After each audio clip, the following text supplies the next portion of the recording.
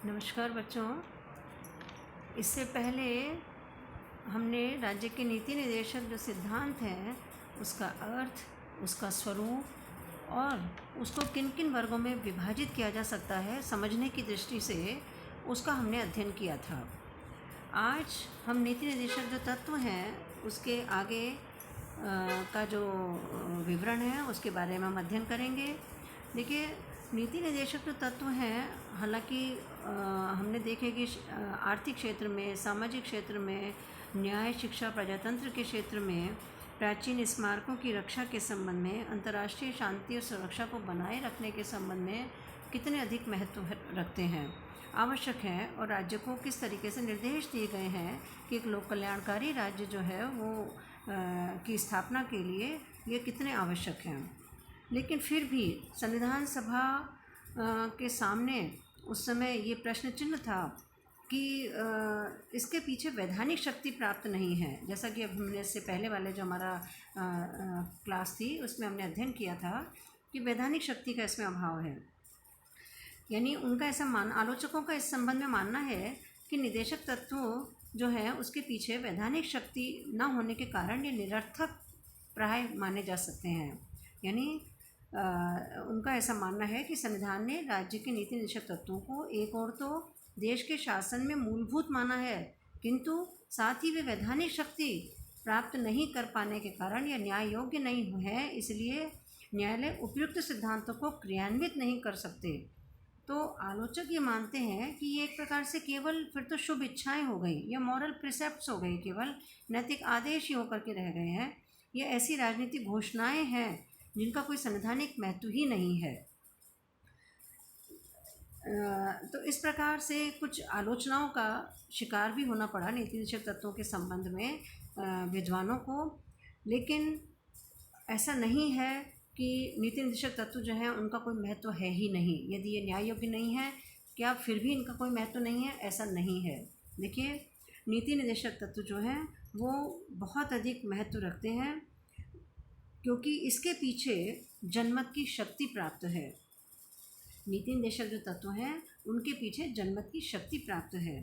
यानी प्रजातंत्र का सबसे बड़ा जो न्यायालय है, यानी जनता, जिसके लिए कि जनता के प्रति ही, चूँकि हम जानते हैं कि सरकार कोई भी उत्तरदायी रहती है और कोई भी सरकार जनता की जो इच्छाएं हैं उसकी अवहेलना नहीं कर सकती, उसका साहस नहीं उठा सकती है। तो चूँकि ये लोक कल्याणकारी राज्य के लिए आवश्यक है और प्रजातंत्र के लिए आवश्यक है, तो इसीलिए कोई भी जो व्यवस्थाएं हैं, कोई भी शासन जो है वो ये दुस्साहस नहीं कर सकता कि नीति निर्देशक तत्वों को वो महत्व न दे। व्यवस्थापिका के भीतर भी शासन को विरोधी दल के प्रहार का सामना करना पड़ेगा यदि वो इनकी अवहेलना करते हैं तो। और व्यवस्थापिका के बाहर निर्वाचन के समय में भी निर्वाचकों को जवाब देना ही पड़ेगा कि यदि इन तत्वों को महत्व नहीं दिया जाता है तो।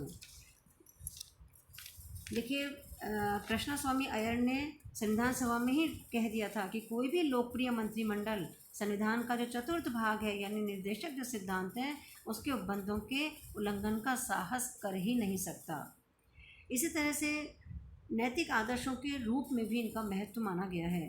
देखिए, निर्देशक तत्वों को केवल नैतिक धारणा ही मान लिया जाए तो भी हम इसके महत्व को स्वीकार कर सकते हैं। जैसे ब्रिटेन में मैग्ना कार्टा था, फ्रांस में मानवीय तथा नागरिक अधिकारों की घोषणाएं हुई थी, तथा अमेरिकी संविधान की जो प्रस्तावना है उसको भी कोई वैधानिक शक्ति प्राप्त नहीं है, लेकिन फिर भी देश के इतिहास में इन लोगों ने अपना विशेष महत्व रखा है। इसी प्रकार इसके संबंध में भी आशा की जाती है कि ये निर्देशक तत्व भारतीय शासन की नीति को निर्देशित और प्रभावित करेंगे। एलन ग्लैडहिल जो हैं उन्होंने बहुत स्पष्ट शब्दों में लिखा है कि अनगिनत व्यक्तियों के जीवन नैतिक आदर्शों के फलस्वरूप सुधरे हैं, और ऐसे उदाहरण भी मिलने कठिन नहीं हैं कि जबकि उच्च नैतिक आदर्शों का राष्ट्र के इतिहास पर प्रभाव पड़ा ही ना हो।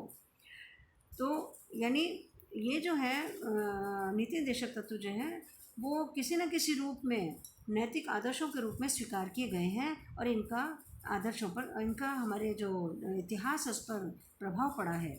शासन के मूल्यांकन का आधार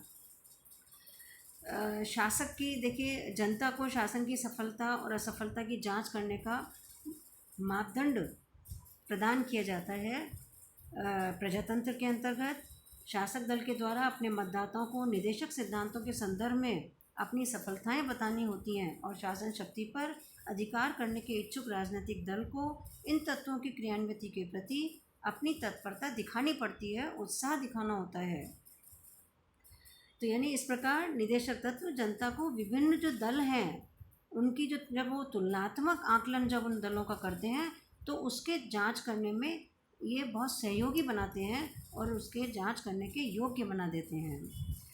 इसी तरह से सामाजिक, आर्थिक और क्रांति के साधन के रूप में भी हम इनको देख सकते हैं। देखिए, 1947 में हमने भारत में राजनीतिक स्वतंत्रता भले ही प्राप्त कर ली थी, लेकिन एक बहुत बड़ा सामने एक प्रश्नवाचक चिन्ह जो था, ये बहुत बड़ा हमारे सामने चुनौती जो थी वो थी देश की सामाजिक और आर्थिक प्रगति करने के लिए।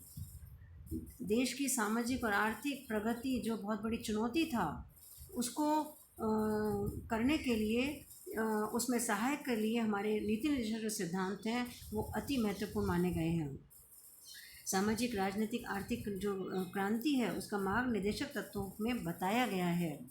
अतः निदेशक तत्वों को क्रियान्वित करते हुए सामाजिक आर्थिक क्षेत्र के अंतर्गत नवीन युग का प्रवेश कहा जा सकता है। इसमें इतने अधिक राज्यों को जो आदेश दिए गए हैं कि उनको क्या करना चाहिए, दिशा निर्देश दिए गए हैं कि प्रशासनिक मशीनरी को कि किस तरीके से क्या क्या कार्य करके जनता का के लोक कल्याणकारी राज्य की स्थापना की जानी चाहिए और प्रजातंत्र को जीवंत बनाए रखना चाहिए। तो इसीलिए ये तो बहुत बड़ी सामाजिक और आर्थिक क्रांति के साधन के रूप में देखे जा सकते हैं। इसी तरह से हम देख सकते हैं कि संविधान की व्याख्या में ये सहायक माने जाते हैं। यानी संविधान के अनुसार निदेशक तत्व देश के शासन में मूलभूत हैं और जिसका तात्पर्य यह है कि देश के प्रशासन के लिए उत्तरदायी सभी सत्ताएं उनके द्वारा निर्देशित होंगी। तो न्यायपालिका भी तो शासन का एक महत्वपूर्ण अंग है।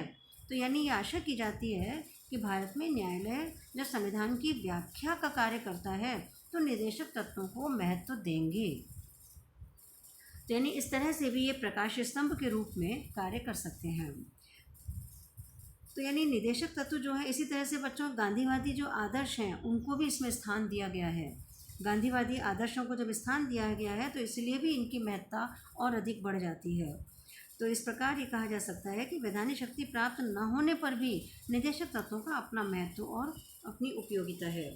और ऐसे बहुत सारे हमने हमारे सामाजिक और आर्थिक क्षेत्र के अंतर्गत सुधार कार्यक्रम देखे हैं जिसके अंतर्गत कि हमने इनका दर्शन भी किया है। हमारी व्यवस्थाओं में परिवर्तन होते देखा है। जमींदारी और जागीरदारी जैसे प्रथा का अंत हुआ, भूमि सुधार आंदोलन चले।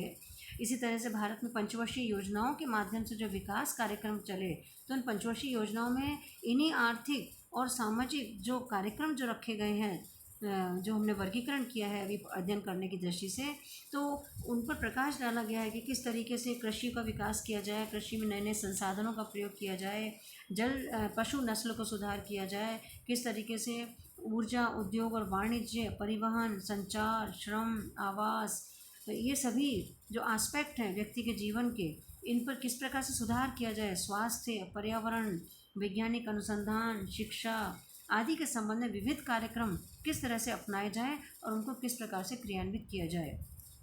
इसी तरह से पंचायती राज के दर्शन हमने किए, स्थानीय स्वशासन पर हमने बल दिया। तो यानी पंचायती राज व्यवस्था को, आपको मालूम है कि 2 अक्टूबर 1959 से भारत में पंचायती राज व्यवस्था की स्थापना को अपनाया गया और पंचायती राज व्यवस्था में जो भी कमियां देखी गई उनको भी दूर करने का प्रयास किया गया और 73वां संवैधानिक संशोधन अधिनियम पारित किया गया। तो इस तरह से इसमें नीति निर्देशक तत्व जो हैं उनका विशेष महत्व है। भारत के विभिन्न जो सुधार कार्यक्रम, जो महत्वपूर्ण कदम उठाए गए शासन की दिशा में, उनमें इन निर्देशक तत्वों का अत्यंत महत्व है। कमज़ोर वर्गों का कल्याण की दृष्टि से यदि हम देखते हैं तो हमने निदेशक तत्वों में इस एस्पेक्ट को लिया है और अनुसूचित जातियों, जनजातियों और पिछड़े वर्गों के लोगों के लिए संविधान और शासन ने विशेष सुविधाएं उपलब्ध करवाई हैं। प्रतिनिधि संस्थाओं में भी अनुसूचित जातियों और जनजातियों के लिए आरक्षण की अवधि को हमने विस्तारित भी किया है और 25 जनवरी 2020 तक के लिए बढ़ा दी भी गई थी। सरकारी नौकरियों में भी विशेष दावों की व्यवस्थाओं को अपनाया गया। तो यानी कहने का मतलब ये है कि हमने इनको महत्व दी है। हम जब इम्प्लीमेंटेशन करते हैं, हम जब हमारे प्रशासन का संचालन जब करते हैं, तो इन निर्देशक तत्वों को हमने विशेष महत्व दिया है। अस्पृश्यता निवारण के लिए भी हमने कठोर कानूनों का निर्माण किया है। अनुसूचित जातियों जनजातियों के बालक बालिकाओं के लिए उदारतापूर्वक छात्रवृत्तियों, पोशाक, निःशुल्क शिक्षा आदि की व्यवस्था भी विभिन्न स्तरों पर की गई है। तो इस तरह से नीति निर्देशक तत्वों का अपना एक विशेष महत्व है। बड़े बड़े उद्योगों का राष्ट्रीयकरण किया गया है। न्यायिक व्यवस्था में हमने सुधार किए हैं। अनिवार्य और निःशुल्क प्राथमिक शिक्षा का प्रसार किया है प्रशासन के द्वारा। सामाजिक सुरक्षाएं व्यवस्थाएं प्रदान की गई हैं। वृद्धावस्था पेंशन योजना, सार्वभौमिक स्वास्थ्य बीमा योजना, ये सभी हमारे सामाजिक कल्याण के विषय हैं जो कि धीमी गति से आगे बढ़ते हैं और राष्ट्र के विकास में और योगदान प्रदान करते हैं। संपत्ति के अधिकार से संबंधित व्यवस्थाओं में हमने परिवर्तन किए हैं बहुत अधिक। हमने न्यायिक व्यवस्था में सुधार किए हैं। जो प्राथमिक जो शिक्षा है, अनिवार्य प्राथमिक शिक्षा है, उसमें भी स्तर को सुधारा गया है और इन निर्देशक जो तत्व हैं उनको उसमें महत्ता प्रदान की गई है। मिड डे मील की व्यवस्था की है। सर्व शिक्षा अभियान हमने चलाए हैं। तो इस तरह से प्रशासनिक जो मशीनरी है उसने बहुत अधिक इम्प्लीमेंटेशन के समय में इन निर्देशक तत्वों को महत्ता प्रदान की है, इनको महत्वपूर्ण स्थान प्रदान किया है। देखिए, अब हम नेक्स्ट जो है ये लेंगे कि मौलिक अधिकार और निर्देशक तत्वों में भेद क्या है, अंतर क्या है। देखिए बच्चों, मैं आपको बतला दूं कि हमारा जो संविधान का भाग 3 है वो मौलिक अधिकारों से लेकर के है और संविधान का भाग जो 4 है वो नीति निर्देशक तत्वों को लेकर के है। दोनों में मूल अधिकार, ये कहिए कि मूल अधिकार यदि लक्ष्य है तो निर्देशक तत्व साधन हैं, परस्पर घनिष्ठ हैं दोनों की दोनों, और दोनों घनिष्ठ होते हुए भी, लेकिन ये हम जानते हैं कि मौलिक अधिकार जो है वो और नीति निर्देशक तत्व जितने घनिष्ठ हैं, लेकिन कुछ हम इसमें अंतर स्पष्ट करना चाहेंगे कि क्या अंतर है दोनों के बीच में। देखिए, सबसे पहला जो अंतर है वो है मूल अधिकार न्याय योग्य हैं लेकिन निर्देशक तत्व न्याय योग्य नहीं हैं। हम मौलिक अधिकारों का अध्ययन भी कर चुके हैं और निर्देशक तत्वों का स्वरूप भी हमने अध्ययन कर लिया है, तो हम आराम से समझ सकते हैं इस चीज़ को कि मौलिक अधिकार जस्टिफिएबल हैं और नीति निर्देशक तत्व हैं वो न्याय योग्य नहीं हैं। मूल अधिकार और नीति निर्देशक तत्वों में सबसे महत्वपूर्ण अंतर यही है।